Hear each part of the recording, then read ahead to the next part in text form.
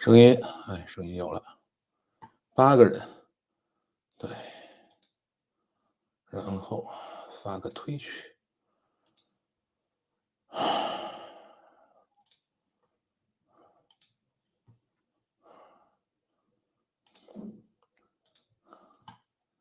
打卡沙发，你好，你好，你好，然后等这边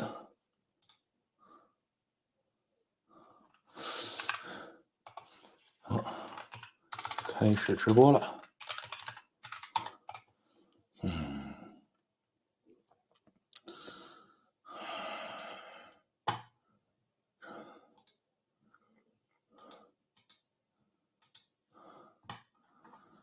大家晚上好啊，我们开始一周一次的老范读评，这个每个礼拜呢，我会专门用1个下午的时间，把这一周的评论都看一下。所以有的时候，比如说，你发现你做了评论，我没有及时回复你，你就看看今天是不是礼拜三。我一般是礼拜三会把所有的评论都回复一下。永定门小胖子，好吧，这个晚上好啊，大家晚上好。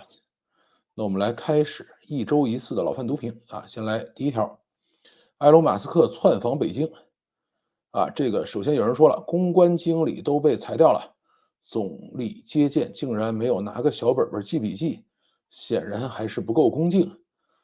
这个呢，两件事啊。第一个，马斯克确实是把他们公关的给裁了，因为呢以前也没有啊。后来呢是这个马斯克自己是网红嘛，就是自己说我就自己搞定了啊。为什么去年设这么个职位呢？是准备投广告，但是投了半天广告以后呢，并没有挽救特斯拉销售的颓势啊，依然进入了这种产能大于销量的这样的一个窘迫境地。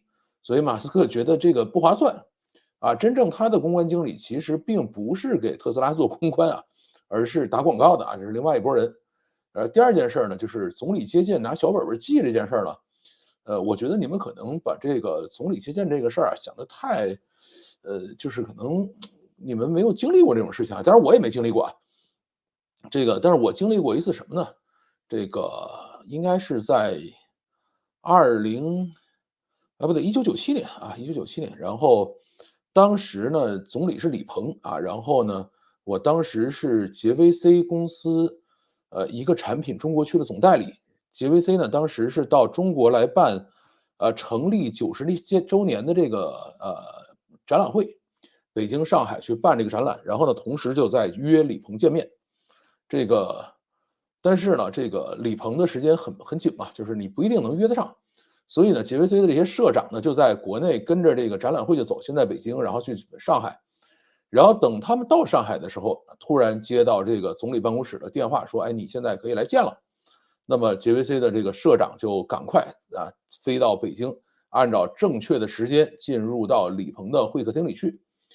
进去了以后呢，这个就是俩人聊什么呢？其实没有任何可聊的，就是你来过了这件事儿就很重要了，对吧？他其实目标就是来过了，然后李鹏接见过了，然后当然据这个，因为我有一个朋友在里边当翻译啊，他就跟我讲说，他说很尴尬啊，就是你弄了20分钟，但是呢，这20分钟又没什么可说的，因为李鹏自己呢是学电机的，就还懂一点这东西，然后呢就随便问了几个问题，然后这种问题呢，你对于一个世界500强企业的社长来说呢，他也答不出来，对吧？所以就反正非常尴尬的把这个时间熬完了，然后呢就这个就是这些人出来，然后李鹏就下一波见客啊，大概就是这样的一个过程。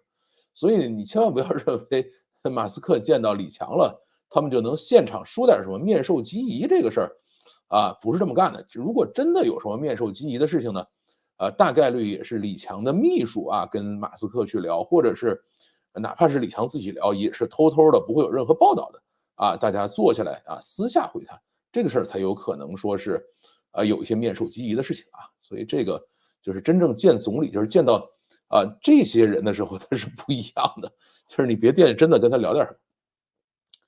然后再往后啊，说马斯克的梦想伟大，但也只是对他自己而言，其他人只能因为马斯克的梦想的实现而改变生活。马斯克对于梦想的追逐有些不择手段在我刷推的时候会特别讨厌马斯克，但他是值得钦佩的啊，他是一个成功的商人，一个成功的科技产业者，也还参加了文化产业和政治博弈，他还有这么伟大的梦想和实现他的能力，这个人实在是太牛了啊！这件事儿呢，确实如此啊，就是每一个人有他的梦想啊，那么他的梦想在实现的过程中呢，你付了足够多的钱啊，那么这个别人就愿意跟你一起做，或者是你说服别人成为同志，对吧？但是你要么付功夫，要么付钱啊，否则的话，这个你的梦想就是你的梦想啊，这个走到哪儿都是这样。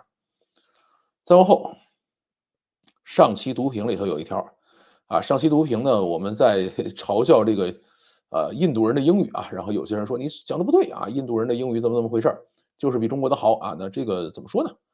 呃，这么讲吧，这个先读这个评论啊，是英文，我觉得最有意思的是母语的人啊都不会挑剔，还鼓励你、夸你，而反而中国人啊攻击你的口音啊，这个是这样。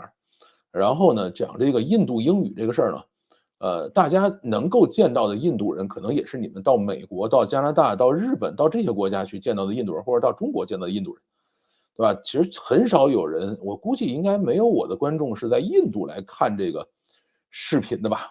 可能有啊，但是很少。啊，那边的印度人的英语呢，平均水平真的不一定比中国好多少。啊，他们也不是英语母语国家啊，这个我曾经以为他们是英语母语国家，啊，而且还做过一次活动，当时是什么呢？是我还在猎豹移动，然后做开发者关系，然后我让猎豹移动的这个一些英文还不错的这个工程师吧，去跟印度新德里大学的谷歌开发者社区里头的一些活跃分子，然后跟他们去做交流，啊，通过电话会议去做交流，结果发现这个完全无法沟通啊，然后他们就告诉我说，这个印度即使是到了这个大学里面，啊，能够顺利讲英文的人，其实可能跟咱们很多学校里头考过4、6级的人那个比例可能还没有那高啊，所以大概是这样的一个情况。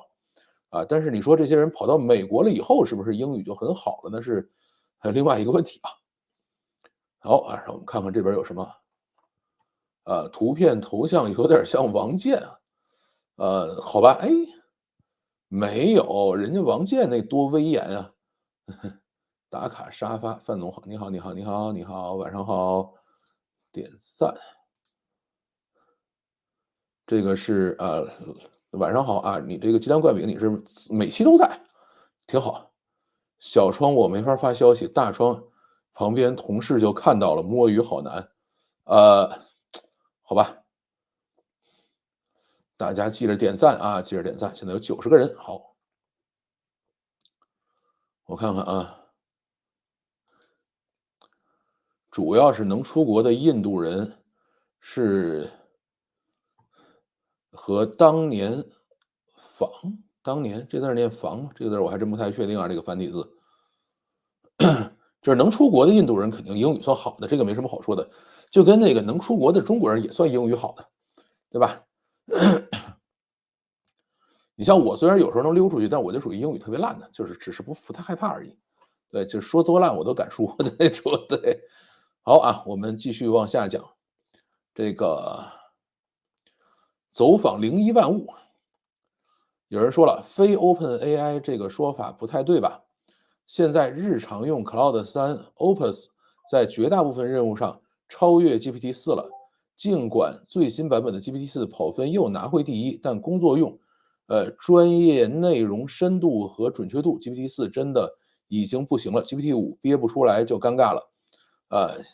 显然 A 社在对齐效率上要完全超过 OpenAI 了，双 AI 对齐模式也许是可以预见的未来。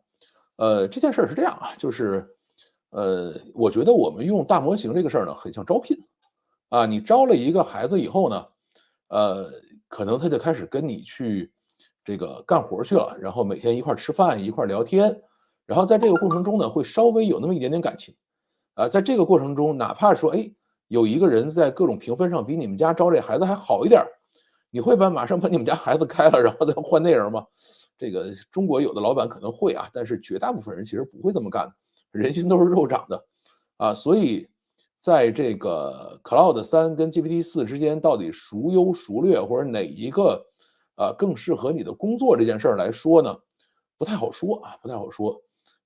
跑分呢还算是一个相对比较公平的玩法啊。至于说这种双 AI 自动对齐这件事儿啊，其实真不好说，因为如果 AI 快速的往前走一大步的话，那么这个事儿它就不一定了，对吧？而且最后 OpenAI 要干的事儿是什么？它是要对齐所有 AI，不光是要对齐自己，因为现在还有 Llama，还有这些很多开源的东西，这些东西，现在已经被发现什么呢？就是你做了再多的对齐，做了再多的这种安全性的限制，只要进行微调啊，或者进行一定的这种模型的继续训练这样的事情，你前面做的所有东西都白费，那么它可能会面临很多很多的黑化的 AI 啊，那么这都是 OpenAI 的职责啊。这个未来到底怎么样，我们还是等 GPT-5出来吧。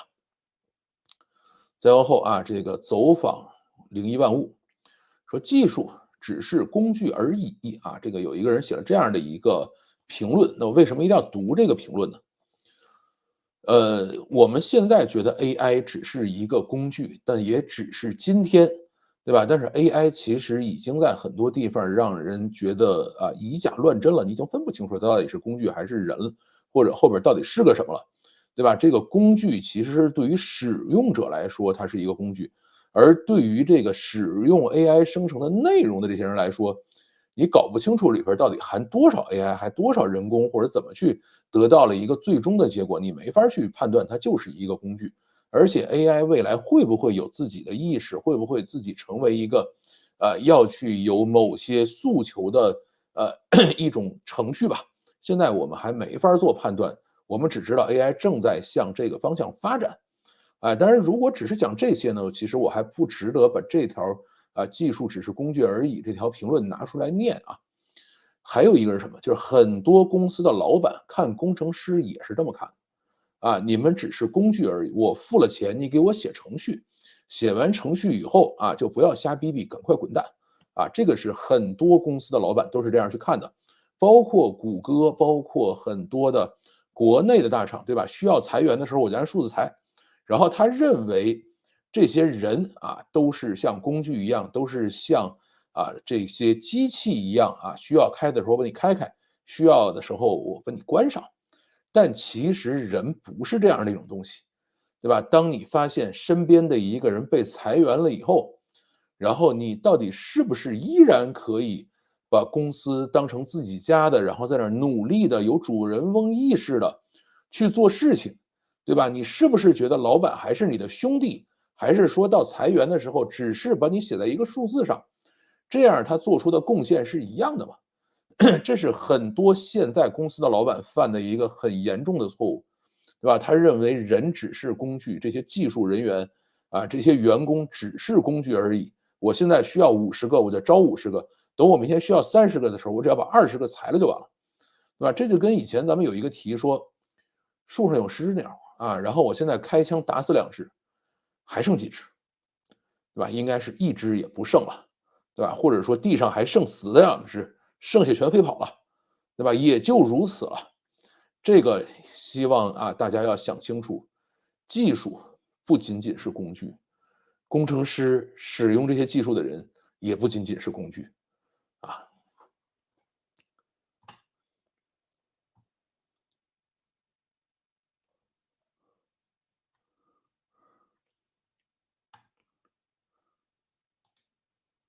理发了，对，理发了，每过一段时间要理发。哦，没换眼镜儿今天，对，才发现这个眼镜儿是紫的。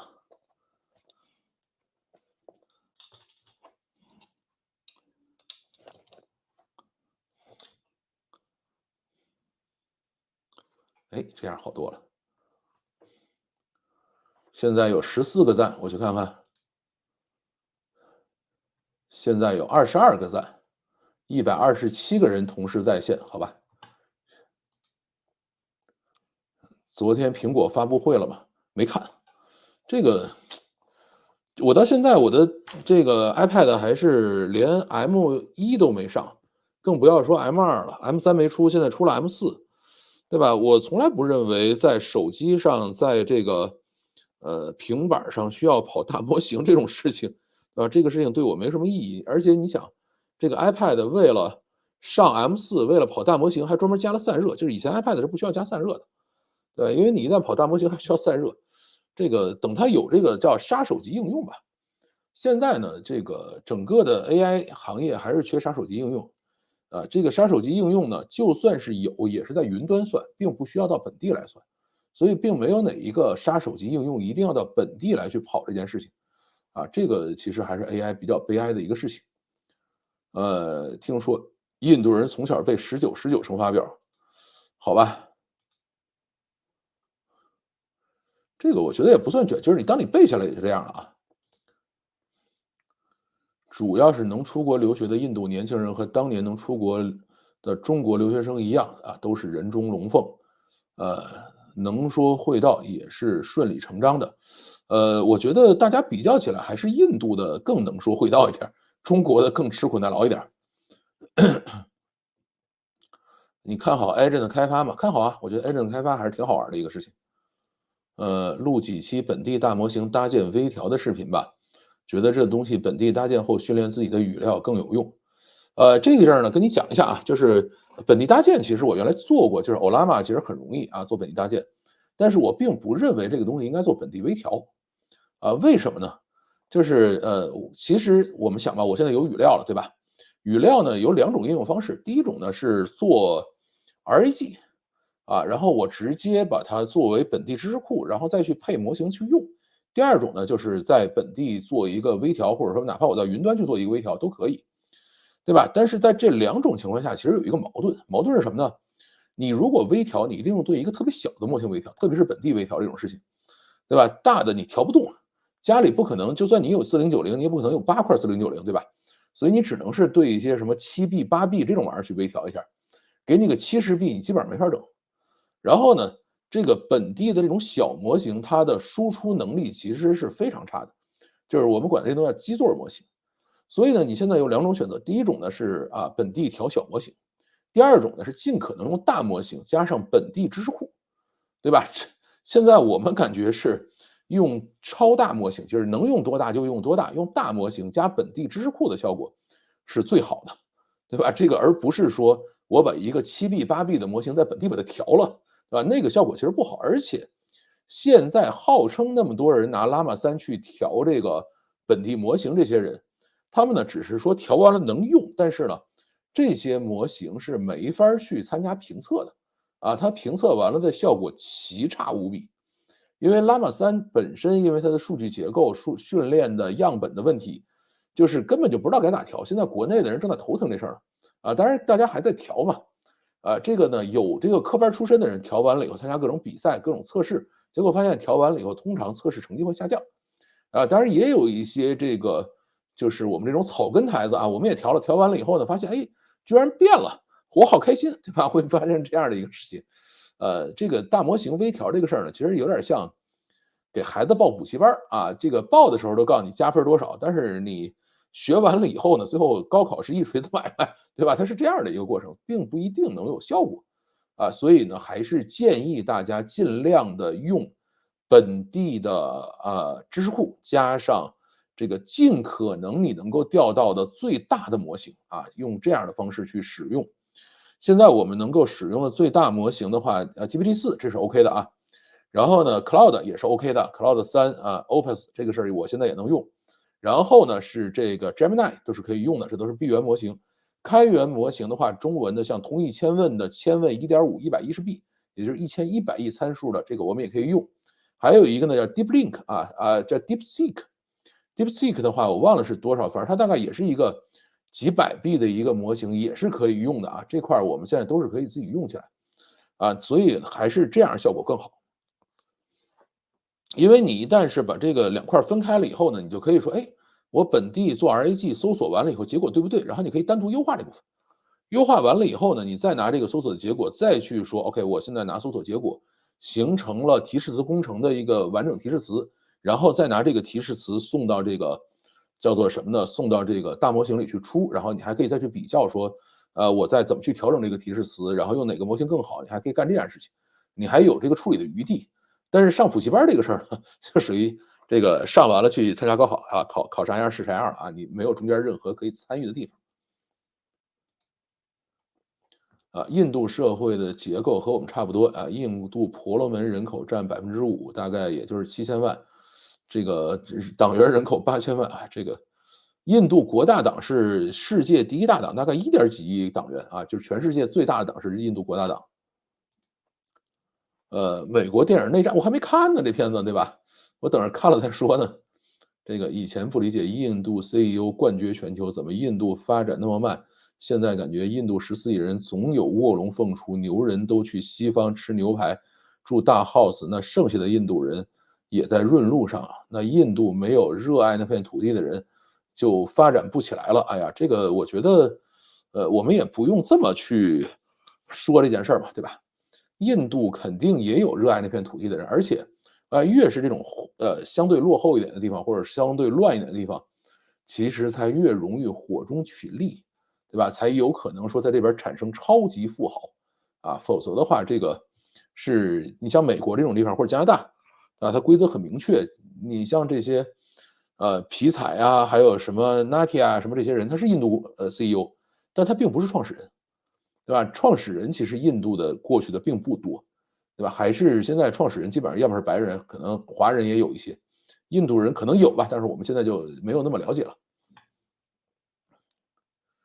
但是你留在印度创业长大的这些人，那真的是有可能成为排到世界财富榜上的人啊。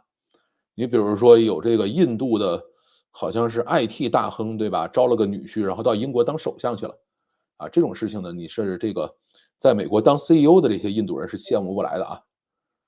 党员跟印度种姓还是有区别的，基层挣不了几个子儿，党员还是占大多数，多数人入党只是为了捡个敲门砖。哎呀，这个只是比个数字嘛，具体的运作方式，我觉得以后有机会可以详细比较啊。我曾经跟一个印度同事在国外培训，女的英文跟我一样不咋样，理解能力也不算很好，但是能任何2个数相乘直接写出来，我是看傻了。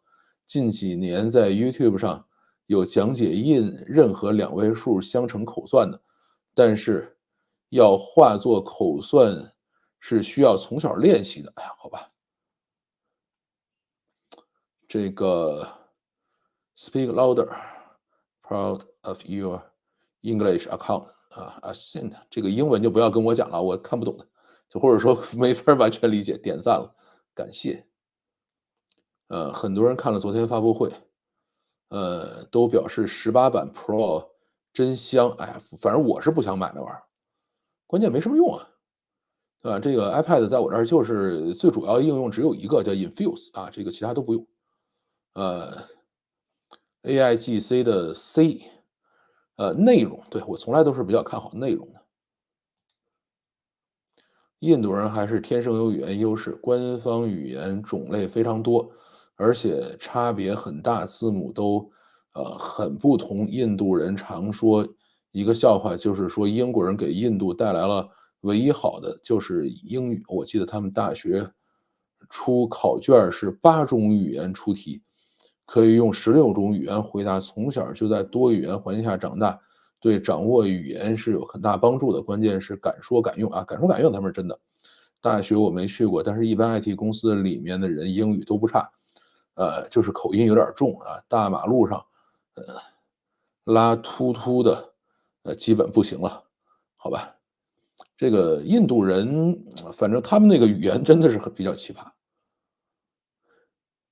iPadOS 基本没必要，现在就是大号手机啊，这个是这个怎么说呢？iPadOS 还现在要看，就是比如说 iOS18的时候，真的有一些可以在上面跑的模型，对吧？这个要再去看，但是我还是觉得意义不大。现在我的手机可能除了拍拍照之外，剩下的最主要用途是听小说啊。这个 iPad 最主要用途就是 Infuse 看视频，这个或者是刷抖音啊，其他没什么用处。我的干活都是在那个 MacBook 上。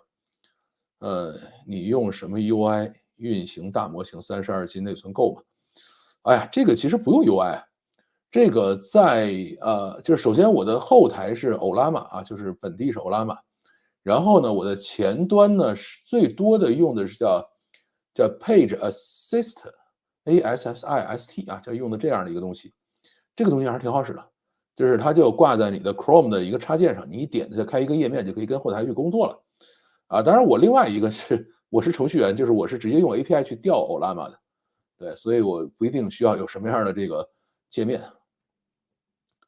啊，推荐看零一万物那期节目，其实里边老范问到这个话题，零一的工程师建议是使用通用大模型，而不是专业小模型。是的，在这点上呢，就是他首先他建议了，然后另外一个呢，就是我自己也做了测试啊，这个我确确实实是把 Llama 3的一些训练过的模型拿回来试了一下啊，不好使，因为它只能在8B 上训练。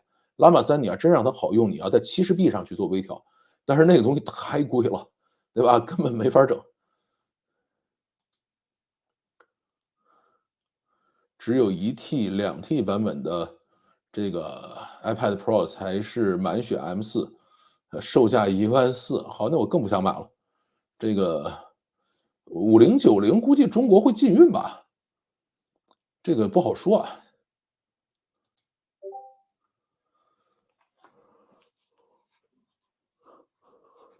对，这个语言多，其实本身对交流是有障碍的。国内5一去日本旅游的人真的很多吗？你亲友去日本了吗？没有啊，这个我不知道。反正我5一没去，我是5一前去了啊，眼镜换过了。用 iPad 看老范读屏啊，挺好。之前看过有人用2块3090微调70B Llama 2，不过是量化版本，那个过程是很痛苦的啊，而且用3090、4090这种干一会儿，它那个机器会坏的，这个千万不要乱搞。好，我们继续啊。周鸿祎被二手车贩子骗了，啊，这个昨晚发视频说付完了，对，这个事儿是这样的，就是等我这个视频出完了以后呢，大概又过了半天儿，啊，这个周鸿祎就录了一个视频说钱付了，但是呢，具体这个事情的后续怎么样不好说了，因为按道理说，你如果钱付了呢，下一步是应该是什么呢？这个举办仪式、交车，然后再往后呢，应该是这个去慈善机构去捐钱，对吧？因为这个钱付了以后，他们要去捐的。如果是990万的话，他去应该上这个叫王什么的那个王选还是王什么的基金会去捐钱去，对吧？但是现在后边这个事情都没有啊，所以这个钱到底是怎么付的，啊，付成什么样了，是怎么凑出来的，不知道啊。这个是你要真得把钱捐了。啊，或者说你最后可能跟人家商量好了，说来我给你捐个10万20万的，然后你给我写一个990万的一个什么东西，但我估计基金会一般不会陪他玩这个啊，因为基金会的那个财务审计是很严苛的啊，所以后边这事儿可能不那么好办啊，这个钱到底怎么个付法？再往后说这个事儿爆出来，微博上还是蛮欢乐的，流氓教主确实不少人讨厌。哎呀，这个我觉得也算是周鸿祎的一个有的放矢吧。对吧？他不怕你们骂，也不怕丢这个人，这有什么问题嘛？对吧？这个我愿意成为大家的笑料，那就做呗，对吧？啊，这个我看看这边有什么啊？感觉消费级显卡还是适合小规模跑本地模型，大规模跑容易坏，更不要说训练了。是的，周鸿祎承包一杯了，尾款已经找到了，大家不用找了。哎，这个事儿看吧。再往后啊，这个耐心资本，今天听老范讲这个中国的创业环境，感触良多。现在想想，当时回国创业就是所有决定中犯的最严重的错误。疫情期间1年半没回家，投入了所有的精力，高峰期的估值超过2亿，但是最后签了 TS 的基金挂了，没钱了。其中各种希望挣扎不舍，最后还是关了。现在半路上的产品还有客户在用，非常可惜。一将无能，累死三军。70后、80后和这代人已经没有什么机会了，要么躺平，要么出去。还是出去吧。躺平呢，你们看我像躺平了吗？啊，我这不是还在努力的卷视频吗？对吧？这个咱们这位创业的朋友啊，把它念出来呢，也是大家共勉一下吧。这个很理解和同情啊，做了一半的产品，别人还用着呢，结果项目就挂了。希望你现在出去了啊，这个岁月静好。再往后，这个重点还是信息披露，钱必须还是，给干真事儿的啊，真干事儿的人手里面去。这个事儿呢就很麻烦，对吧？信息披露呢，从来就不是这个社会所擅长的事情，然后各种舆论监督呢也是不允许的。在这种情况下呢，原来我们还可以靠短期的绩效考核来保证拿着钱的人不敢乱花。现在呢，你把这个短期绩效考核也干掉了，对吧？那这个后面是不可能有人把这个窟窿补上的啊。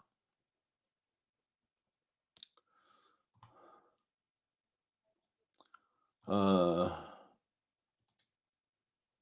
新闻说雷军看完车展说很失望，没有在做产品呢，都是瞎做的。这种话呢，雷军是不会说的啊。为什么呢？就是以他的性格，就算他真这么想，他也绝不可能让这个话传出来。就算传出来，他也不可能承认。啊，这个是属于非常这个，就是怎么说呢？第一个说这个话很幼稚啊，你说了这种话以后，对小米没有好处，对小米所有的友商和竞争对手都没有好处。然后第二个，就是以我对雷军的这个接触吧，虽然接触的不多，这个人呢是一个完全工程师的思维。你哪怕做的再烂的车，只要有一点点可以吸取的地方，他都会认真的学过来的。对吧？他不会说看这也不行，看那也不行，对吧？如果他看啥都不行，他就不是今天的雷军了。眼袋为什么这么大？呃，哦，你们平时看到的视频都是去过眼袋的版本，那是美颜滤镜，哈哈哈哈。这个开个玩笑了，最近确实是状态不是很好。经常说和猎豹和盛大的事情，这些事情不属于企业内部情报嘛？这个我离开猎豹也有多少年了？7、8年了吧，离开盛大有10几年了，盛大现在都快没有了，对吧？那么这个怎么说呢？就是猎豹现在在干什么，我肯定不知道，对吧？盛大现在在干什么，没人知道了，对吧？这个公司基本上已经不在了，所以我觉得，呃，这个我们反正简能说的说呗。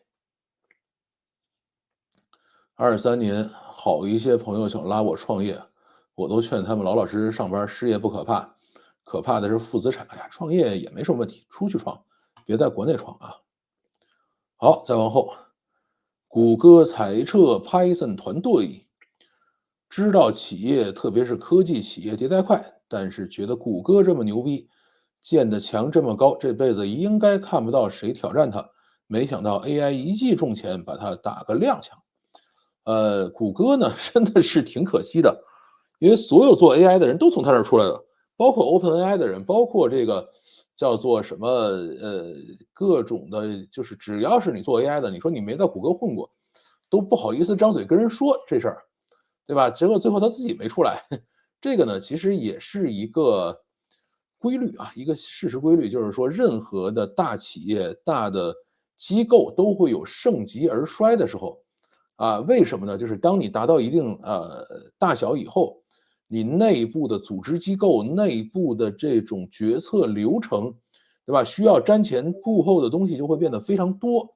在这种情况下呢，总有一些年轻人说：“我想做点东西，你做不出来。”他们就只能出去做啊。这个放在谷歌，放在任何大厂，甚至很多的更大的组织机构里边都是如此啊。这个是没有办法的。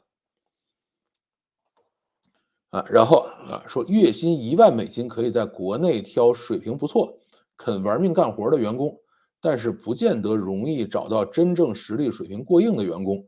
美国普遍懒散，但是高水平的人其实反而很多。接触过国内某大厂团队，普遍都是聪明能干，但是技术上非常浮躁，并且没有慢慢沉淀的意愿。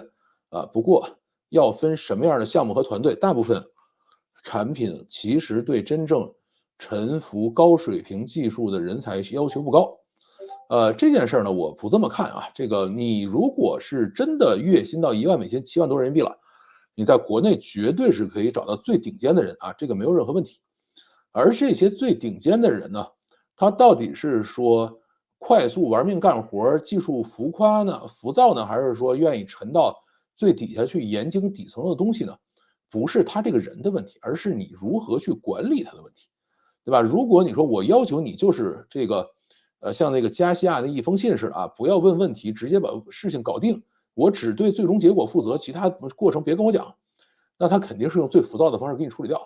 如果你给他足够多的时间，说你现在要去研究一个底层的东西，或者说你不用给他任务，你只要给他相对宽松的环境和这个足够的时间，他们都会很耐心的去研究的，对吧？这都是最聪明绝顶的一帮人，没有任何问题。所以呢，最后问题不是出在这些员工身上，而是出在这个考核他们的人的制度身上啊，这个大家一定要搞清楚。你要把同样在国内挣1万美金的这些人弄到美国，弄到谷歌去，啊，他可能会比在谷歌挣3、5万美金或者2、3万美金那些人还要厉害，啊，这个大家一定要相信。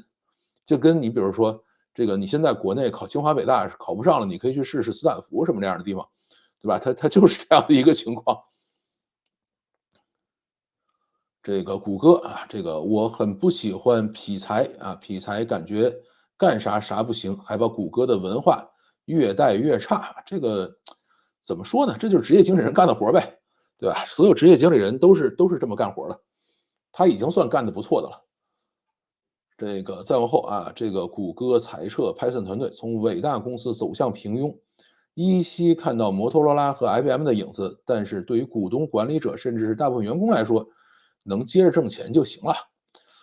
这件事儿是这样啊，就是伟大公司变成平庸公司呢，绝大部分公司其实是退不下来的，啊，这个为什么要退不下来呢？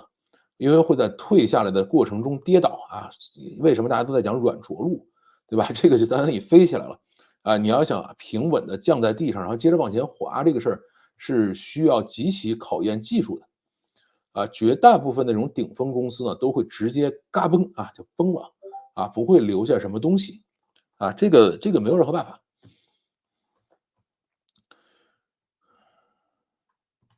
所以他们通常也不会选择说我是不是变成一个平庸公司啊，这个事儿绝大部分人不会走这条路的。我看看这边，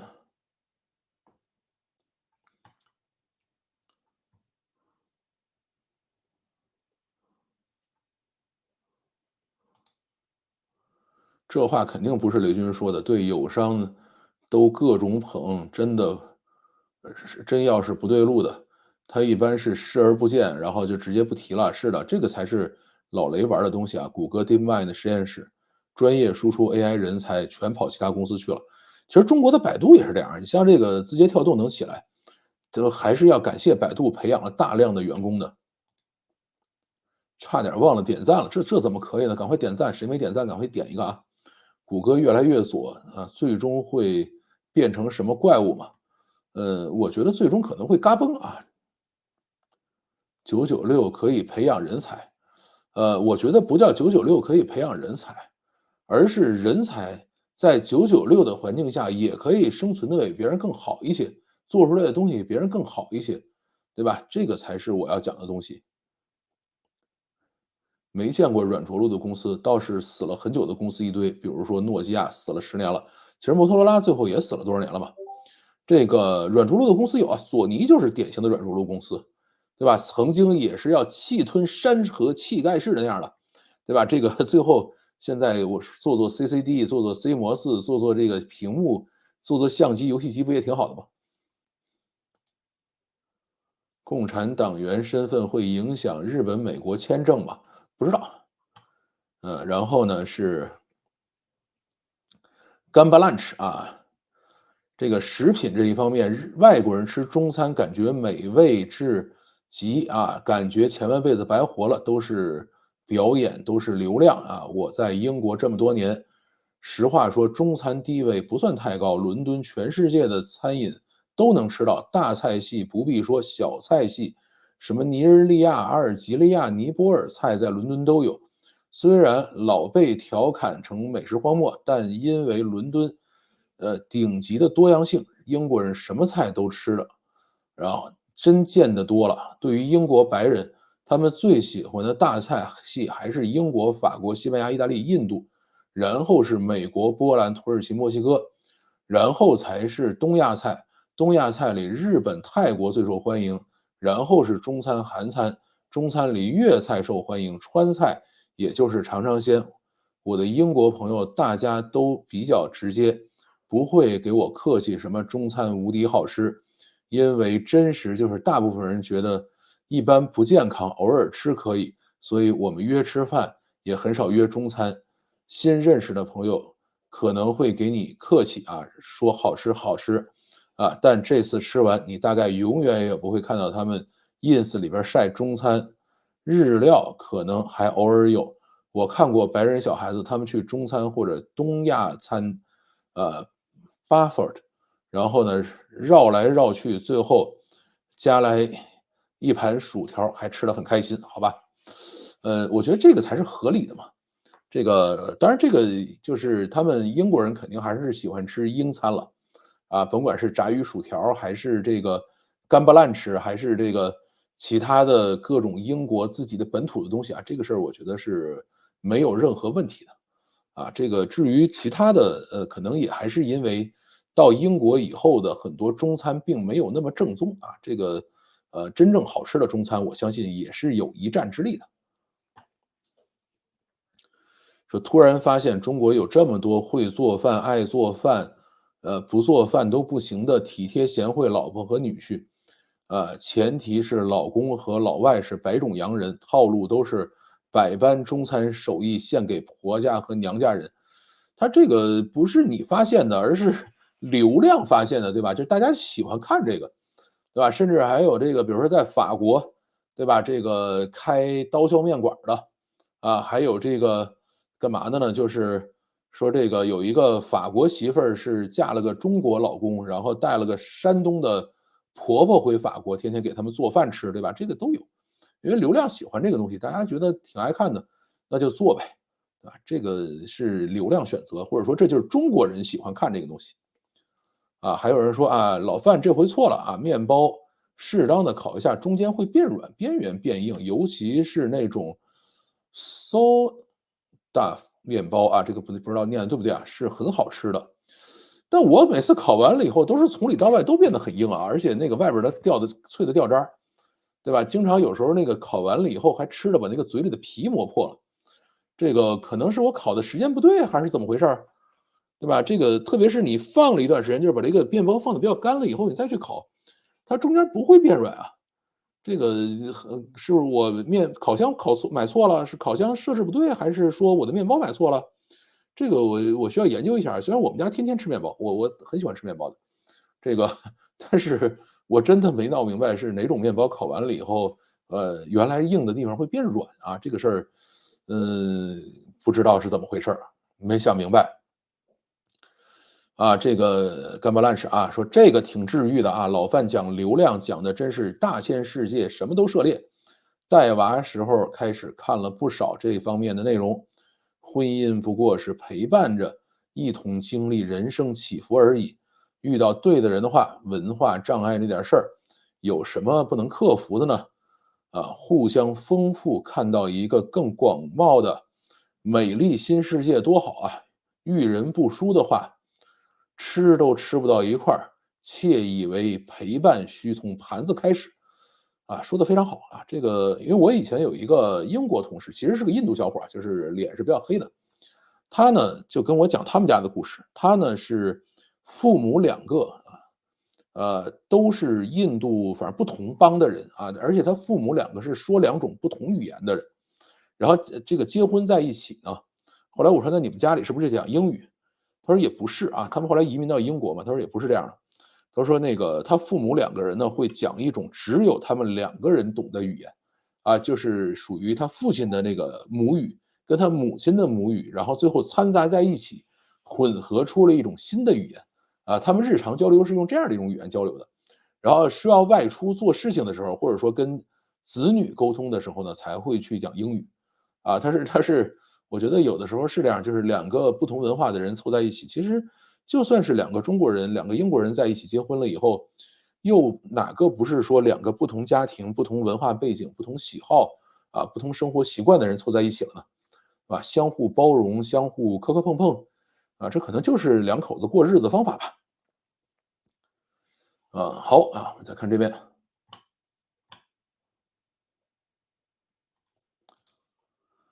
诺基亚里没有手机业务了，自己本来的业务还是在跑的。诺基亚还是有手机吧？现在有诺基亚在出手机，安卓的。大公司都有大公司的毛病，一般一个团队要保持高效率，也就是几十个人到几百人。要是谷歌这么大的体量上保持创新，是有很大难度的。所以大公司一般都是看到那个小公司出新东西、新技术就收购进来，也是一种方法吧。诺基亚、摩托罗拉赚钱的部门都留着呢。摩托罗拉还留着什么呀？因为它被卖过2回了，现在在联想手里头。黄金、特斯拉、苹果股票现在买哪个好啊？这个不做任何的投资建议啊。中餐靠味精，你中餐怎么能够靠一种日本人发明的调味剂呢？这个事儿是不可能的，咱们还是要靠鸡汤老汤调味口味各异，无解问题。烤面包机问题应该在烤面包机上，好吧？这不是烤箱吗？难道一定是要那个叫做什么吐司炉吗？就是那种摁下去，然后那个砰弹起来那个玩意儿这个回头我去研究一下。我原来买过那东西，但是觉得好烦。面包的种类、温度、时间一系列组合要多实践，好吧？烤之前要给面包喷水你看这个我觉得还稍微靠谱点儿，对吧？这个要不然它怎么能够把硬的变软呢？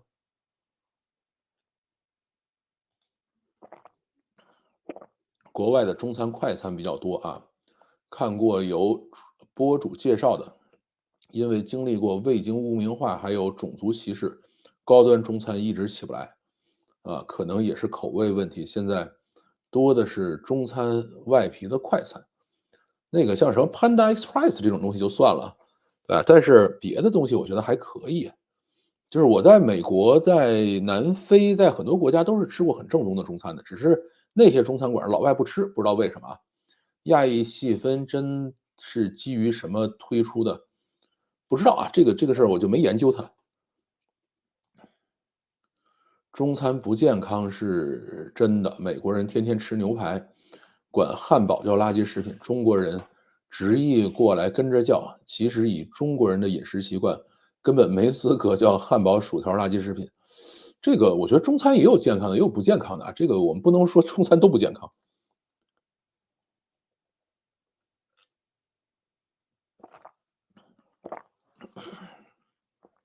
我们家的面包是这样的，就是我们家的面包呢是买回来以后这个会放到冷冻里然后呢把它冻得硬邦邦的，然后需要吃的时候再拿出来烤一下，我觉得效果还是不错的。有时候就实在来不及搞，就反正早点把它拿出来，对吧？也可以这个是我们家保存面包的方式。这个确实是实情我一个姐姐就在英系家庭生活，俩混血孩子，其中一个还能吃点中国菜，另一个根本就吃不了。每次带孩子回国，都是单独给2个孩子安排1到2道这个类西餐的东西，比如烤鸡翅、土豆泥啥的。这个去开封菜、金拱门必胜客，才是真正吃上正餐了。这个也还好吧。这个我现在用 Cloud GPT 之类的工具写文案、写书、写短文，我就一个疑惑，其实 C 端用户需要的内容相对来说比较简单，制作流程上对于情绪上的要求那么这些那些在这些什么 AI 工具日益成熟的今天他们是否会在未来有颠覆传统内容创作领域，特别是对于那些追求原创性和深度内容创作者呢？我觉得你就想一个问题吧，这些原创的创作者现在是用笔在写东西呢，还是在打字儿呢？对吧？打字儿的时候他们用联想过，对吧？你要这么想这个问题，这个工具还是在进化的，所以未来他们也会在 GPT 的基础上写出更不一样的东西来。以前在学校遇到过一对夫妇，那个泰国老太，原来是好像皇室沾亲戚，男的是柬埔寨优秀青年，当年待在本国多方面势力阻隔，门不当户不对，两人决然来了美国，结婚50多年了，这你看多好的日子。这个外国中餐要是不改良，就真没人吃了。很多时候，好吃的东西都是从小吃到大的。这个，但是你要知道，在美国日餐其实基本上都是中国人做的。晚上好，你那边屏幕那个，是哪个平台的问题啊？什么意思？啊，我的屏幕这个是后面是一个背景图了，然后这个是叫 StreamYard，因为呢它是做的实时抠图啊，后边又没有绿幕，所以它抠图边缘有的时候会有不太完整的时候，这个没有办法。Moto 只是手机业务卖了啊，就跟 IBM 只有 PC 业务卖给联想一样，哦哦，这也是有可能的。别喷水，啥魔鬼操作？什么意思？我爸第一次进潘大快餐的时候，吃的很嗨，然后忽然问我，这家美国菜餐厅为什么放中国音乐？对呀，就是很多人你到吃 Panda Express，你根本不知道那是中餐，粤菜比较健康。其实粤菜喝汤也不健康啊，那玩意儿把各种嘌呤都煮出来喝肚子里。中餐好吃的高嘌呤、高油、高盐，其实高嘌呤、高油、高盐哪儿都好吃啊。你搁到那个什么，你比如说他们做牛角包，对吧？拿那个牛油去和面，然后做那个面包出来，那多香啊那玩意儿。你的探险者100公里几个？有10个。好吃的大多都不健康，是这样的。人类对糖、油、盐的追求是刻在基因里的，对。它其实不叫好吃的都不健康，是什么呢？叫离开剂量谈伤害，就是耍流氓，对吧？你少吃一点糖没毛病啊，少吃一点油对你也有好处，盐也是如此。但是人这种动物呢，他又不太知道自制，对吧？这个原来这些东西都是难得之物啊，现在突然说，哎，有钱了随便吃，啊，这事儿他就没法整了。我看过视频是拿冷冻吐司在水龙头冲完了以后再烤，跟新鲜的一样松软。这个可以试试啊，这个其实都一样啊。很多中国胃去了国外宁肯吃泡面，我本人倒无所谓。当年去巴黎，每天吃面包都是能吃到飞起。啊，我是在国内我也是每天吃面包的，当然面包这个米饭、面条、馒头，反正我啥都吃。啊，对于我来说倒是没太关系啊。在广州的5星级酒店厨房待了1年，粤菜都是基本都放味精啊？不应该吧？人家说粤菜不都是吊高汤吗？他们后来都改成鸡精了嘛？啊，面包放保鲜袋封好啊，放冷藏，要吃的时候再烤啊，肯定外脆里软，估计是你放冷冻，然后这个看吧。旅游的时候就放开了吃，回家再健康。啊，对呀，我也是想出去旅游呢。洋餐单纯，毫无技术含量，口味无感。哎呀，这个我觉得不能这么讲。每个地方呢，一定能够养活他那一方，就是一方水土养一方人嘛，有他们能吃的东西。广东咽喉癌和痛风爆高，啊，都是因为喝汤，好吧？这个学习 AI 开发，买多大内存 MacBook 比较好？这个建议你是32往上啊，小于32的基本上就不要考虑了。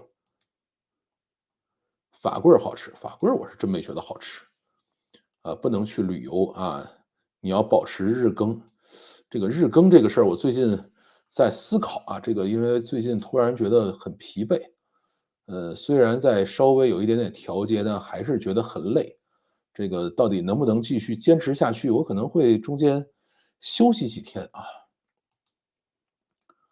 吐司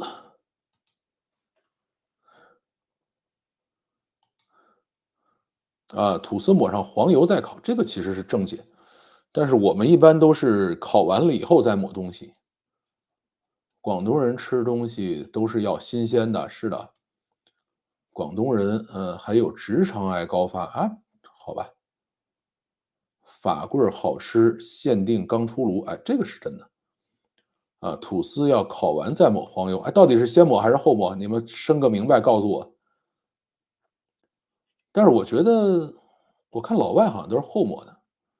对，国内的社会餐饮中低价位都是靠味精、科技与狠活啊，这个是正常。它最后需要进行价格竞争嘛。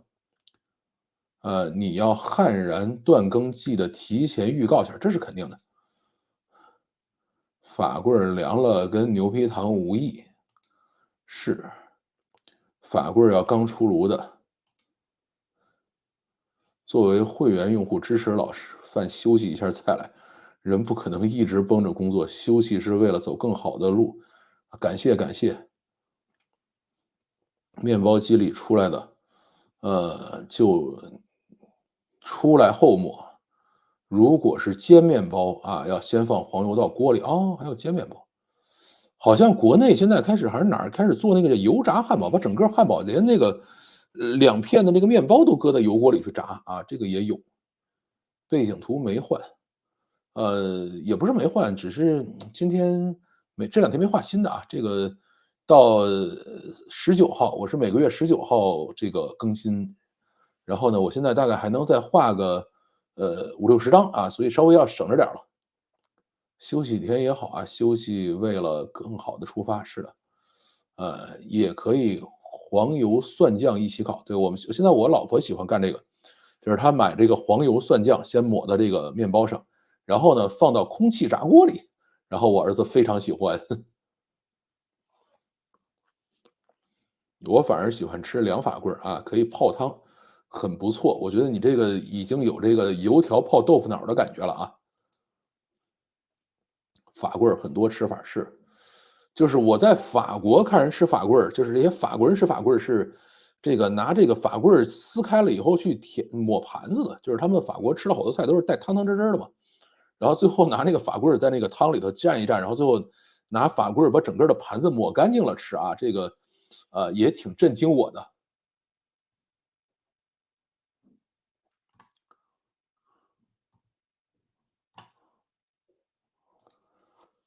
嗯，哎呀，这几天巨累，想休息没机会。盲猜油炸汉堡是油炸馒头片儿改良的，那就不知道了。我这两天看到一个叫高寒的厨师的视频，领悟了，只要自己喜欢，管他中餐、西餐、日餐，是的，吃就好了。做法棍儿太麻烦了，超级黏，这个东西只吃过，从来没做过啊。好吃，柔软的吐司在制作的时候也是放黄油和面，吃的时候再涂抹黄油，只是更香更好吃，好吧。西班牙番茄冷汤蘸法棍儿，这还没吃过。西班牙番茄冷汤这个东西，越南街边卖的法棍儿不知道怎么处理的，切开加各种馅料，很好吃啊。没去过越南。油条蘸王致和臭豆腐汤试试。这个后面那样东西我实在是接受不了。油条我其实还是蛮喜欢的。法棍儿抹盘子确实是常规操作，好吧，自己喜欢啊，在 YouTube 上各种的披萨加菠萝啊，是。那个意大利也一样，吃面的时候，拿面包蘸酱，好吧。全世界第2大中餐连锁就是这个 Panda，第1是海底捞吗？酱好吃。果然是每一次聊吃的就来不及了，对，抹盘子，看来我们真的是应该搞吃播啊。这个继续，不能这个什么了啊，这边还有几条呢。这个弱智八训练大模型说：“你放心，不出半年啊，这个八就会被封掉。”这个可能性是存在的啊，因为弱智八的很多东西确实没有那么正能量，而且呢，这个原来不出圈，在一个小范围内传播是没问题的，现在出了圈以后，有可能会出问题啊。再往后说 Grook 对于父母结婚时为什么没有邀请我的回答是哈哈哈，很有趣的问题，但是我很抱歉，我不知道你父母结婚的时候没有邀请你。也许他们忘记了，或许他们想让你在家里照顾狗狗，或许他们只是想省钱。不管怎样，我建议你和他们聊聊这个问题，听听他们的观点，他们可能会告诉你一些有趣的细节，让你大吃一惊哦。我觉得呢，这是 Grook 对于父母在结婚的时候为什么没有邀请我这个问题的更进一步的回答，对吧？他没有直接告诉你说，那个时候你还没有出生，而是说你跟他聊聊，对吧？没准给你上一个性教育课呢，对吧？但是他又没给你讲透啊，这个是他的幽默感啊，这个我觉得 Grook 是应该在这点值得点赞的啊。再往后啊，这个弱智吧。中文是一种不精确的语言啊，同样的话可以用不同的层次解释，没有正确答案或者正确逻辑。这个事情呢，我觉得是不对的啊。任何自然语言，就是大家日常说的语言，都是不精确的啊，没有哪个语言说我这个精确到没有任何二一性啊，这种东西叫计算机语言啊，只要是人说的自然语言都不精确啊。这个你之所以觉得其他语言精确，是因为你其他语言没学好，对吧？所以你觉得中文不精确，是因为你中文从小说啊，这个不能觉得中文不精确啊。再往后，香飘飘吹响了冲锋号。这次爱国的食品企业啊，这么爱国的食品企业，奶茶里边造香精可不可以少一点啊？香飘飘里面确实是喜欢放香精，因为它要做价格竞争嘛，而且它是冲泡奶茶，对吧？它对这块的要求也没有那么高啊。这个是香飘飘的情况。然后第二，香飘飘、娃哈哈、鸿星尔克、华为一律不碰。呃，好吧，这个我也只能赞同啊，这个就是爱国品牌、爱国产品啊，你这个肯定我们在看到的时候要稍微减分一点的啊，不是说我们不爱国，而是什么呢？就是因为别人爱国就会闭着眼睛买了啊，所以你可能对质量和品控上就没有那么严格啊，所以我宁肯找一些这种经常被人挑剔的品牌去买一买啊，他们的这个产品还是相对来说有保障，因为他们的品牌出了问题以后，有人敢骂他啊，而你们的话出了问题没人敢骂啊，所以这个事情就尽量少碰吧。然后啊，说这个老范啊，已经有人去了大久保那家店了，店长说他们并没有这款包装的产品在售卖，是香飘飘派员工从国内带过来，然后摆拍传给了地瓜熊老六，行为之龌龊，令人发指，对吧？这个事情呢，我觉得现在看来确实如此，因为它那个东西并没有印在包装上，而是印在杯套上，它等于是做了一张纸的杯套。然后这个杯套呢是他们跑到人家那个商店里头，趁人店员不注意，套在瓶子上摆好了拍完了以后呢，就把这杯套拿走了啊，应该是这样来操作这个事情。但这个反正也是迷之行为啊，然后后边还批了个谣，批完谣以后，那说明他不是厂家愿意自己干的。然后发现这事儿那个什么，最后还捡起来，在这个这个屎真香，我要赶快在这个赶快往这个再凑一凑啊，然后再去搞这个事情。而且现在呢，可以跟大家说，在香飘飘这个事情出来以后，他们的直播间里一度达到了20万人，啊，现在直播间里也就是200人，可能跟咱们现在差不多啊。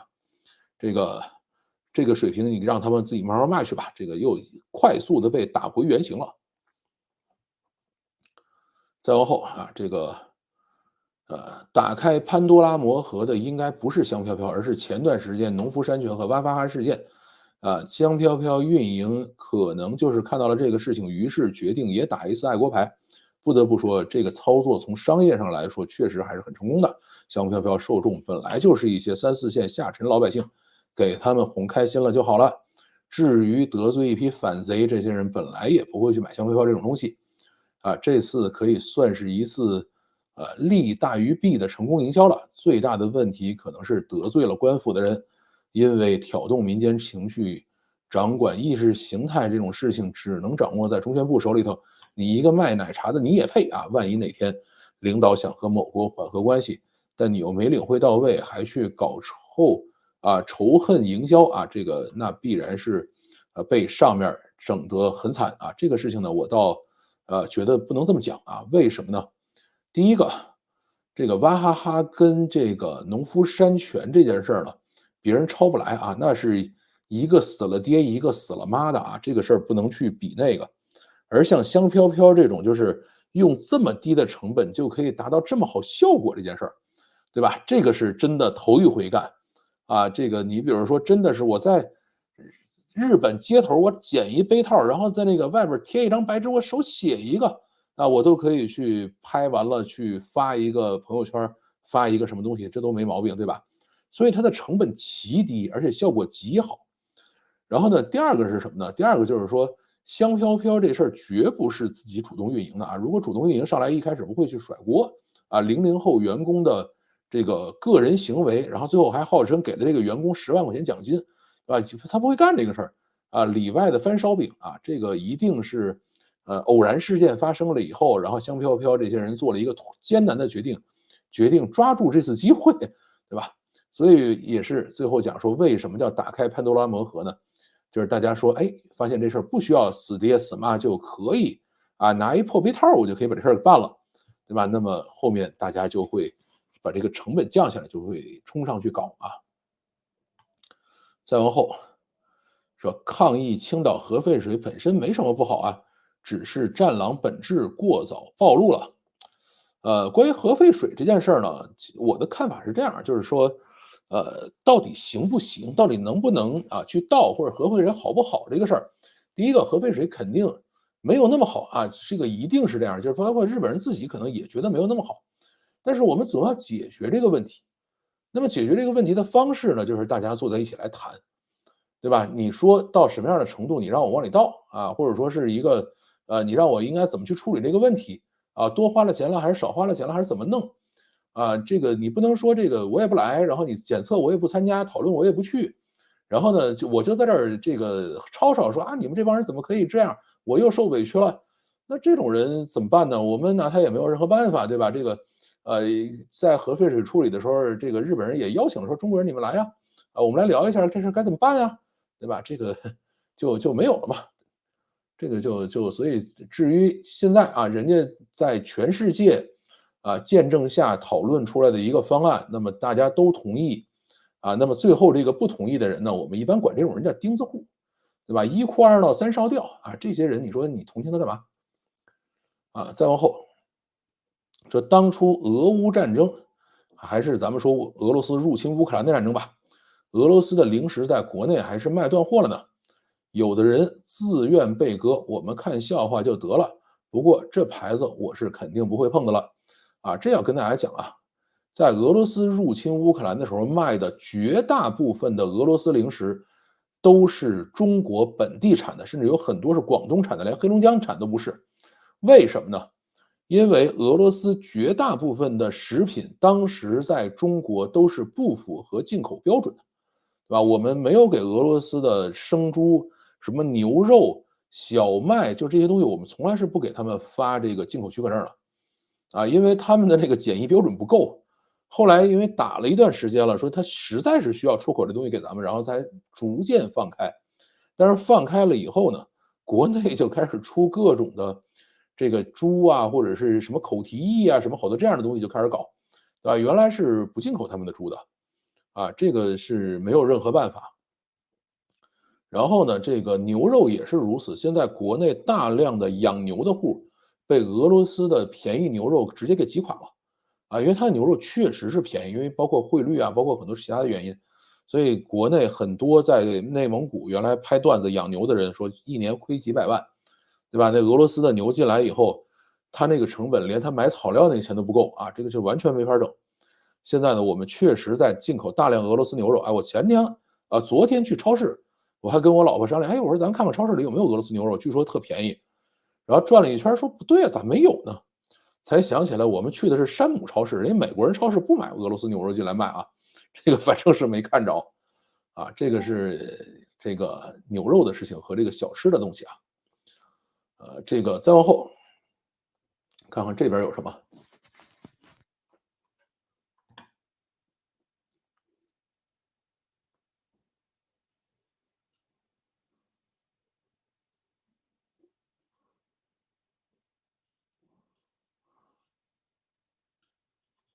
我看看你们居然刷了这么多评论出来了，看来不能讲吃的。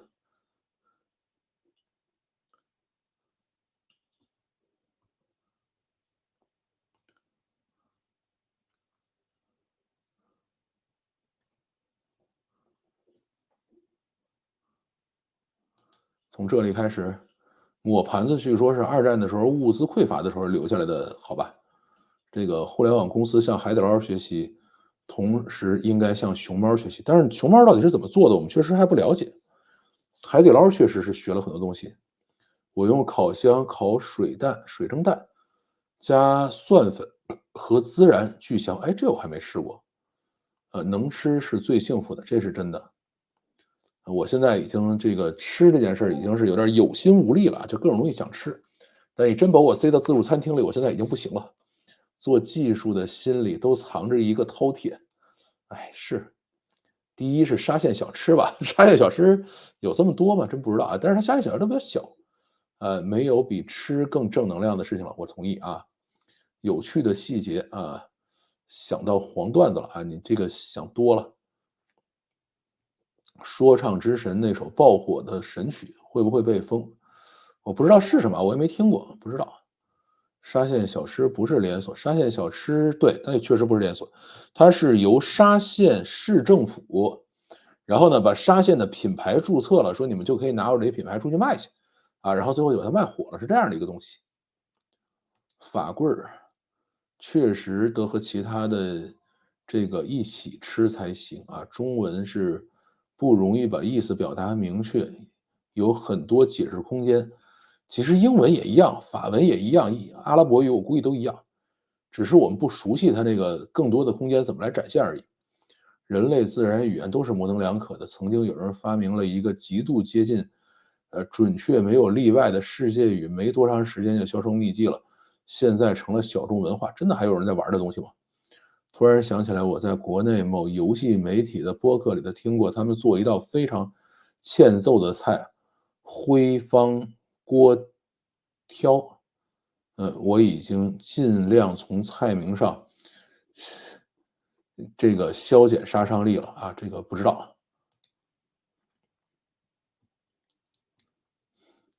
这个法语一般认为是最精确的语言，有阴阳性复数冠词。帮忙订阅，国际条约一般都会有一个法语的版本作为参照。那是以前，现在估计应该都是英语的吧。我喜欢买经常被卖的日本品牌。这是什么东西？没看懂这些话啊。最可悲的是，国内真的有人信这种香飘飘的反日行为。对啊，国内好多人信的。这个法国人可以自己都不这么想，还是那句话，除了能明确分出公母的事物，你问法国人自己啥物件雌性属阴属阳，他们也说不明白。哎呀，这个东西有时候我感觉就跟中国那个量词似的，对吧？一只麻雀，一条狗，一匹马。这个我估计把很多老外也整的这个不要不要的，说为什么它是这样的？什么是一口锅，一只碗，对吧？一个勺子啊，还是一把调羹啊？这个我估计真的，你问中国人说为什么这么说，中国人也说不明白啊。我觉得我们很多人对商业的理解有点偏差，很多人理解的商业其实是国内的商业，而不是世界主流的商业。我觉得商业是不分国界的。恨死那些有阴阳性的词语了，英语的语法就念好了。这个至少不用背阴阳性啊，还有的有中性，好吧？那这现在 LGBTI 什么这玩意儿，法国人不是开心死了？这个他们是不是需要把每一个阴性阳性的词再给它造另外一部分啊？要不然你不够是尊重 LGBTI 对吧？这个我觉得太有意思了啊！德语有中性，好吧？观察一下国内的舆论，很多明显吃皇粮的五毛也表态不支持香飘飘这种营销，这应该也是上面对这件事情的态度了。哎，这个事儿肯定是没法讲了。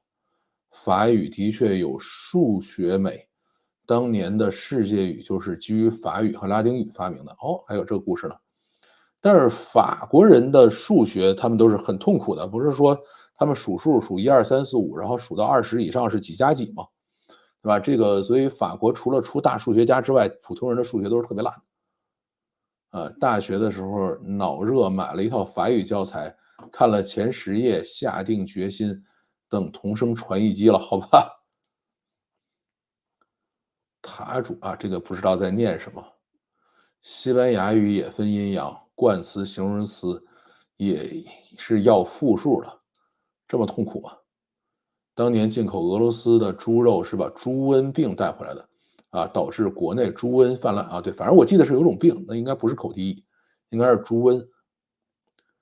我这里也没有俄罗斯牛肉，俄罗斯的肉做汉堡的牛肉和牛肉馅儿，成品质量应该不行，这个不知道，没吃过。牛肉不是巴西、阿根廷过来的吗？但是咱们现在确实是买了很多俄罗斯牛肉，因为他要买咱们东西嘛。那咱们除了收黄金之外，你不能收卢布吧？咱们只能是以物易物，然后要他其他东西。巴西是进口了很多，但肯定是俄罗斯的多啊。这个什么潮牌不知道啊？这个就是抖音的一个牌子，就是它上头画了个小熊，我挺开心的。而这个熊呢是紫外线的，就是拿这个走到外边它会变颜色。OpenAI 的版本不断升级，你为什么仍然看好 Agent？因为 OpenAI 虽然版本升级了，但是他们依然很难一次性把事情搞定，你还是需要调用外边的各种资源啊，或者进行一定的规划以后才可以干活。嗯，都叫一个不好吗？这什么意思？语言核心还是文化，像日语，呃，什么语句话里面就有各种时态和推理，难怪日本的推理小说出名啊。好吧，有阴阳中性，再加上格和单复数，就能使语言的精确度增加很多。其实语言最终还是为了表达和传递啊。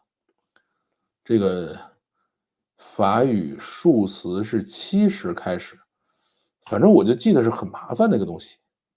好啊，还有最后几条。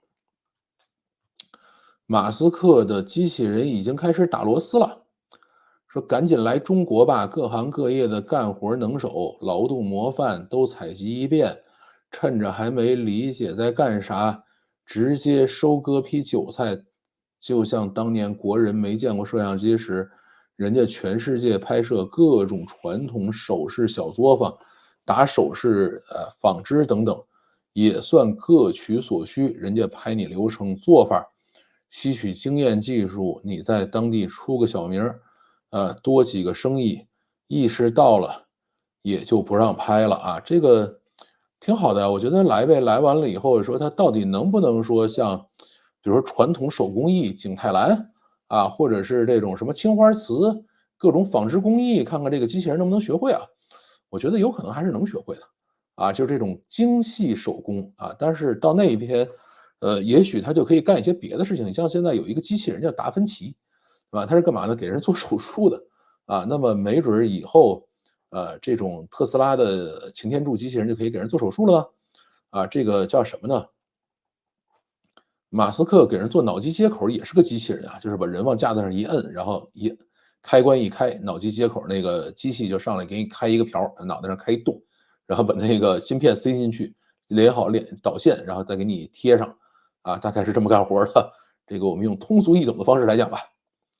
再往后说这个老范真是说故事。现在工业机器人已经很成熟了，基本可以干主机厂的任何工作。为什么一定要人形机器人呢？况且稳定、负重、耐久都无法和工位机器人相比。现在造人形机器人，就像先前人类想飞一定要造的像鸟一样的东西。如今能上天任何飞行器，没有一个是挥动翅膀了。这件事情呢，我觉得是这样就这位朋友可能是工业机器人领域的吧，咱们姑且这么猜测。他呢也犯了一个问题，叫路径依赖。我并没有说现在主机厂商里有哪一个工位是由工位机器人做不了的，但是你认为现在主机厂里边的所有工位就已经包罗万象？已经不可能再有新的东西出来了吗？肯定不是的。像马斯克这样的人，每一次上新的生产线，每一次上新的新车都要改生产线，都会有新的对工位机器人的一些需求，对吧？这一定是如此的。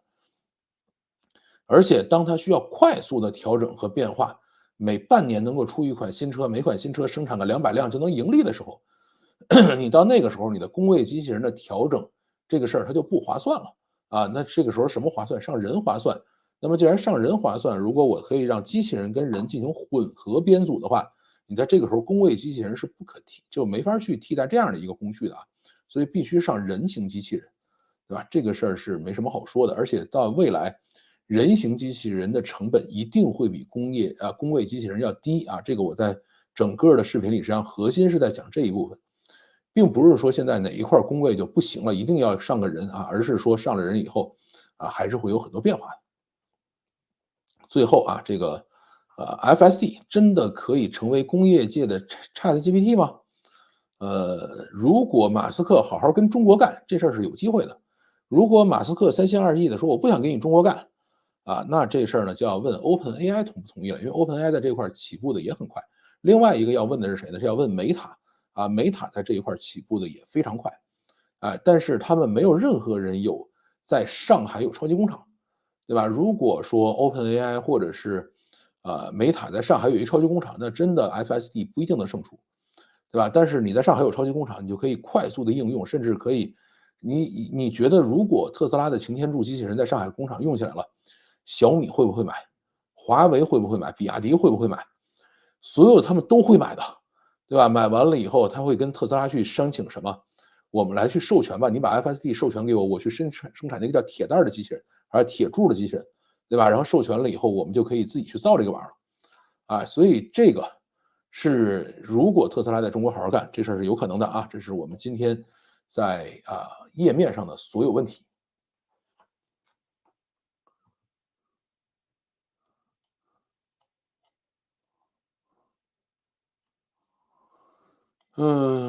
然后再看看啊。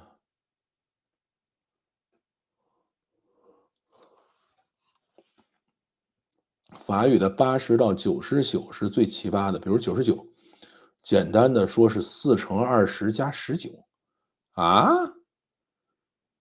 就数个数还要学会加减乘除，真的是这样吗？TikTok 跟美国政府开战，这个等2天看看呗，这事儿哪那么着急说呀？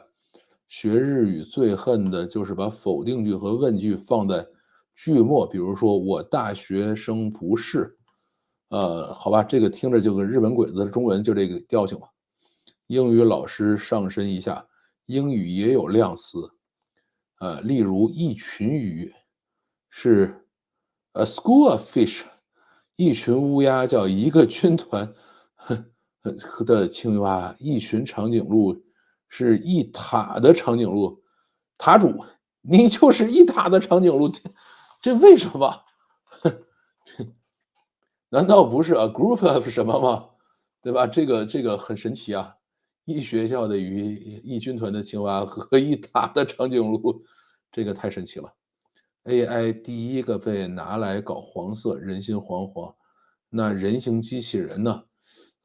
色情机器人一直在有人做啊，但是没有那么容易。你就这么想吧，色情机器人你要过谁的？你是要你去拿 FDA 的认证的，那个东西属于一个医疗设备，所以它对于精度、对于各种的故障处理肯定要更强一些。所以打螺丝是最省事儿的啊，你打错了就错了呗，最多我报废2块电池，报废一个螺丝，这事儿不是什么大事儿，对吧？你真的把一个这个这个条状物给报废了，这个事儿不行啊，你负不起这责任。机器人能打螺丝还不够，啥时候能打俄罗斯才是巨大进步？这早就开始打了。这个你以为那无人机不是机器人吗？那是一定会的。还有法语读电话号码两位念，拿到国内手机号得累死啊！好吧，人本性。其实我挺期待机器人女朋友的，现在都懒得认识异性朋友还是要去努力的，否则你可能会发现自己的另外一面。机器人做工程师维护，机器人要工程师维护，那以后维护机器人可能也维护机器人可能也是机器人呢。对吧？机器人可以自己造机器人，机器人可以自己修机器人，啊，这个是没有任何问题的。人形机器人的核心还是通用，人能用，机器都能适应啊，并可以大规模变更。是的，这才是人形机器人真正厉害的地方啊。因为现在的工具都是人设计的，人形机器人的适应性更好，不需要天天改硬件。对的，老马估计还是想去做军事通讯的星链，有卫星，有火箭，还有机器人。我觉得他还是想去火星。国外上机器人，国内估计要人更卷一阵子。不过按这个速度发展下去，直到真有可能10年后家里就弄一个机器人做简单家务，我觉得可能性还是蛮大的。冠炳说的没错啊，是我看他说的哪句？估计马斯克发一堆机器人去火星，在那边盖好了再送人过去。你有没有想过，这个只送脑子过去呢，然后把脑子装机器人里，或者说他把脑子搁在这个飞船上，然后让机器人落地，直接进行脑机接口控制，这不挺好吗？老范，你看到这个表情就跟老外学中文量词的时候一样，好吧？这个表情是比较神奇的哈。比利时和瑞士的法语数词就是正常的好吧？作为加拿大长大的中国人，也上身一下，现实生活中英语2次基本统一用butchoff 这是什么意思？这个词我就不认识了，超出我的英语能力了啊。李开复说离开大模型还能工作的 APP 不会投资了，他说的对吗？难道原来的应用都没有市场了吗？李开复之所以这么说，是因为他自己在做大模型，对吧？他就告诉你大模型有用，请赶快来投资李开复做的01万物大模型。他在讲这句话，你这个听话要听音儿，不能乱听。这个刚才看过了啊，这个 FSD 和擎天柱机器人，不是2个产品吗？它是这样，擎天柱机器人是个硬件，FSD 是软件，然后呢，它的自动驾驶和这个擎天柱机器人里头装的软件都是 FSD。机器人只生产不消费，会重塑现有的经济体系。如果机器人能作为一个消费主体，也需要攒钱买房就好了。我们生产几亿台机器人给房地产人接盘，哎呀，这个其实没有那么复杂。怎么弄呢？机器人生税你只要谁用机器人，你用一个机器人，比如说你的成本是2000人民币，对吧？我收你这个2.8万的税每个月收，每个月收，就相当于你用一个机器人的成本就是3万那么你就想，我到底是用一个3万的机器人呢，还是雇2个1.5万的人回来上班呢？对吧？这个最简单的调节方式，直接给机器人使用者收税。擎天柱用的是 FSD 的芯片，对，它 FSD 是有芯片、有软件，还有其他的这种感知什么摄像头有这些东西，它是在一起的。还在读书，现在比较困难一点，学啥能够提高提出正确好的问题的能力？应该看一些什么样的书籍、电影来提高逻辑思维呢？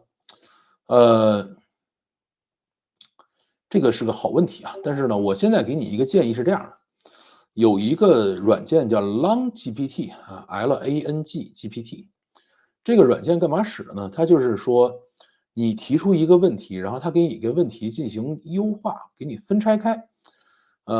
既然外边的问题答完了，我给你们看一个好玩的东西吧。这个东西是这么玩的这个先要把浏览器缩的小一点缩小了以后，在展示屏幕的时候才能看得清楚。好，然后呢 ，Kimi 给你们看个好玩的展示，展示屏幕 Kimi。好大家看到了我的 Kimi 屏幕了吧？应该还能看得清楚缩的这么小了，我觉得你们应该是能看清楚字儿的。然后呢，这个Kimi 完了以后有一个东西呢，叫做提示词专家。然后呢，开启新绘画。然后我们现在呢，这个你看它是 Kimi 跟 Lang GPT 一起来做的。这个把它关掉。然后我们现在就说了，说比如说，我要做一个什么事情啊？比如说是请帮忙阅读文件，并做出总结，包含这个叫做时间、地点、人物、金额等，写出主题思想，翻译成英文，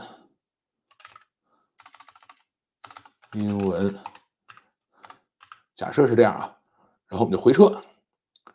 回车了以后呢，他就告诉你什么呢？你看他给你写好的这个提示词，叫信息。首先你是谁？你是信息分析师和翻译专家。背景是什么呢？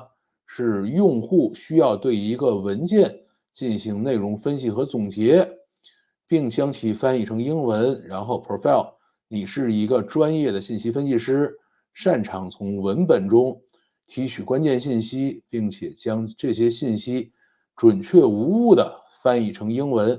技能文本分析、信息提取、翻译、总结能力。然后呢，是提供一个包含时间、地点、人物、金额等关键信息的总结并将其翻译成英文。然后这个是确保翻译成英文准确无误，不得遗漏任何关键信息，同时确保原文的主题思想。然后文本总结和英语翻译，最后是干这件事儿。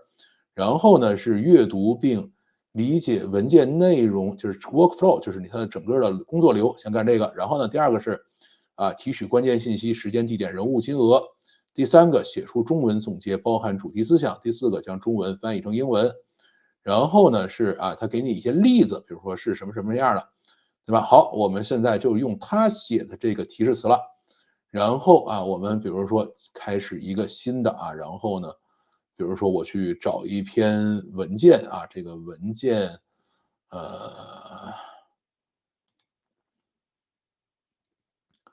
这个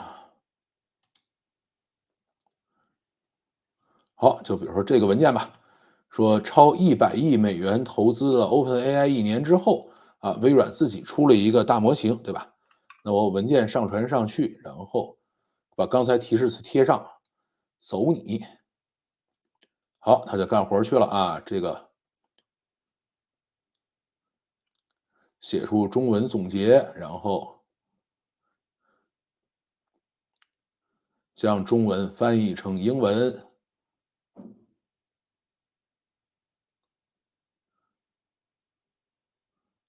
哎，干完了，对吧？这就是一个标准的玩法。然后你说，哎，我不想用 Kimi 的这个大模型怎么办？咱们换给大家看另外一个小工具这个工具呢就可以自己换比如说我用本地的 Llama 模型，我本地跑的有 Llama 3 8B 然后我用这个模型，然后呢，我也是先把刚才这个扔进去，这个得稍微大一点了大一点，然后我看它好像没有地方去上传，好，然后咱们呢是，然后是这样，然后让我去把这个文件看看能不能拷下来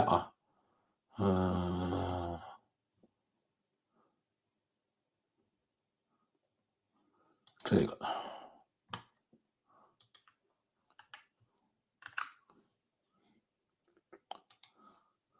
把这个文件拷下来贴上，走你，是不是应该都贴上了好，这是本地大模型干的活儿。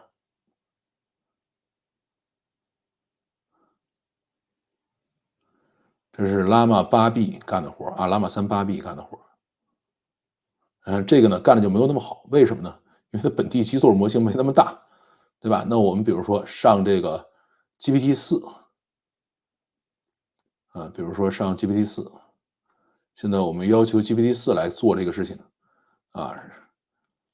糟了，把刚才那个给清了。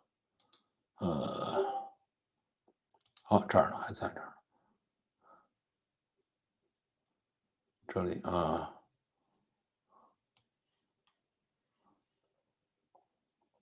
这儿拷贝。好，现在是 GPT-4了。这个先回车，先把这个扔进去，然后再把这个刚才这段文字拷贝出来。好，发送。中文总结，对吧？微软干了什么什么事儿，然后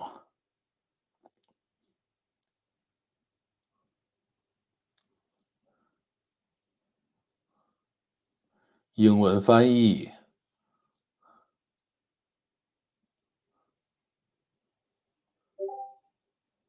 哎，干的还不错吧？哎，这个东西它就是这样玩的。给大家现实演示一下这个怎么写出高逻辑的这个提问来。现在不叫提问，这叫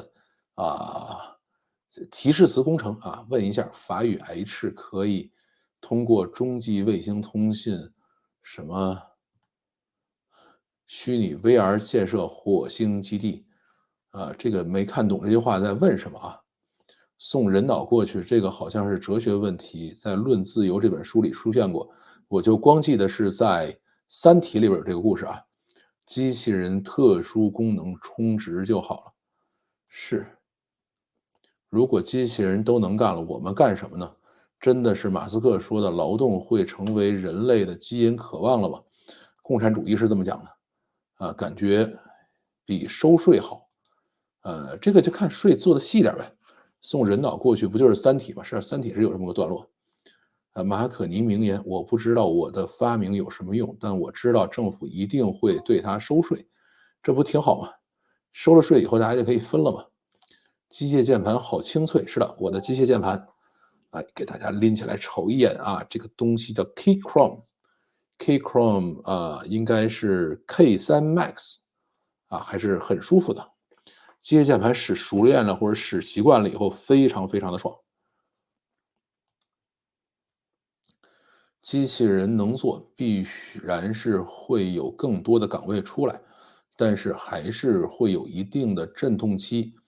想想当年珍妮织布机，是，但是现在就是说我们做更多的像比如外太空像海底像这个虚拟世界探索，这样的话就需要更多的劳动力。用什么型号芯片的M2 Max，M2 Max，然后呢是32G 内存1T 内存1T 硬盘。这个你 M1呢，其实关键还是你的这个叫什么你现在是英特尔的 MacBook， 英特尔的 MacBook 还是赶快升吧。这个还是不要再等了，再等2天。